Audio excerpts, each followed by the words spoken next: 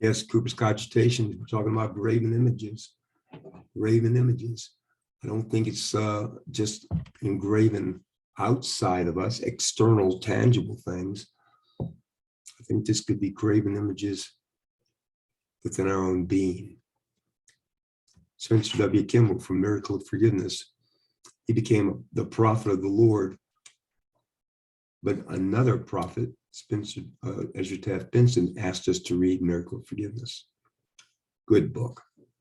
Here you go. Idolatry is among the most serious of sins. There are unfortunately millions today who prostrate themselves before images of gold, silver, wood, clay, and sand. Idolatry you're most concerned with here is the conscious worshiping of still other gods. Some are metal, plush, chrome, wood, stone, fabrics. Modern idols or false gods can take such form as clothes, houses, businesses, machines, automobiles, pleasure vehicles, ATV boats, numerous other material deflectors from the path to godhood. What difference does it make? The item concerned is shaped like an idol, tangible or intangible. Intangible things make just as ready gods. Degrees, letters, titles can become idols. Many young men decide to attend college when they should go on missions first. Degree, wealth, security that come through it appear so desirable. Mission takes second place. Some neglect church service to their college yields, feeling to give preference to their secular training, ignoring the spiritual covenants they have made. Whom do they worship? Certainly not the Lord of heaven and earth, for we serve whom we love and give first consideration to the object of our affection and desires. Young married couples who postpone parenthood until their degrees are attained might be shocked if their expressed preference were labeled idolatry. The rationalization gives them degrees at the expense of children. Is it a justifiable exchange? With whom do they love and worship themselves or God? In a properly charted Latter-day Saint marriage, one must be conscious of the need to forget self and love companion more than self. There will not be a postponement of parenthood, but a desire for children as the Lord intended.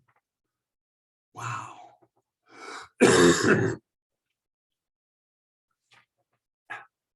As the Lord intended.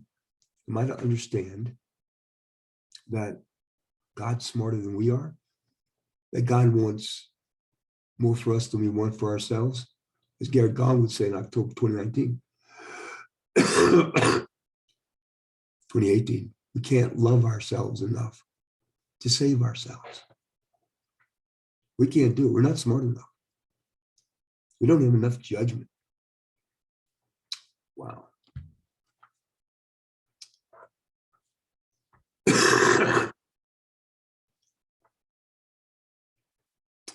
As the Lord intended. Wait a minute. Let me just get something straight. So the very power of God, the nature of God is marriage and an increased posterity.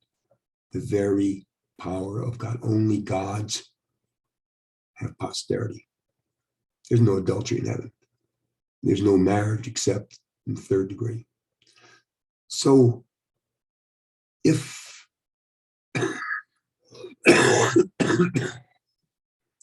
this power of God is the power of procreation, and we misuse it, abuse it, don't use it, why should he give it to us again? Some people say, well, I prayed about it. Oh, you also pray about tithing? You also pray about stealing? Do you pray about cheating on your spouse? Then why pray about this? Why pray about this? It's a commandment. Multiply and replenish, period. In the story, take the hill. Everything else is details. Many worship the hunt, fishing trip, vacation, weekend picnics, and outings. Others have their idols, the game of sports, baseball, football, bullfight, golf. These pursuits more often than not interfere with the worship of the Lord, giving service to the building up of the kingdom.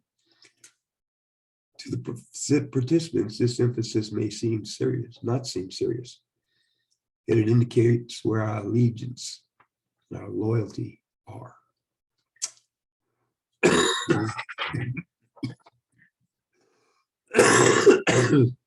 Please be understood. Please, let me reiterate here. The religion of the rulers becomes the religion of the government, the religion of the people. You can understand that our government has kicked out Christianity and we're pagans, communists, New World Order, Illuminati, I don't care, bankers, fill in the blank. The great abominable church of the devil, pagans. What you need to do is go online and look up the statue of Stalin in Seattle. They didn't take that statue down. This mass murder of 100 million people who changed the entire psychic of a nation, who destroyed relationships of God, marriage, family, children, neighbors, country, destroyed it all, altered it, rebuilt their psychic over 30 years. Yeah, we'll have a statue of him. Also, while you're on the internet, look up the statue of the devil in Detroit. Now, it's the same statue of the devil that's in New York City. I don't know if it's a duplicate or if they transferred from one city to another. I do know they're trying to push it into Arkansas and Oklahoma. We'll see. Folks, we have to be careful. First commandment, no other gods. Whenever we put anything before him, we violate our baptismal covenant of consecration. We violate our temple covenant of consecration. It's a stain on our character. And our character must be aligned with God. If we expect to go where he is, do what he does. Thank you. Have a good day.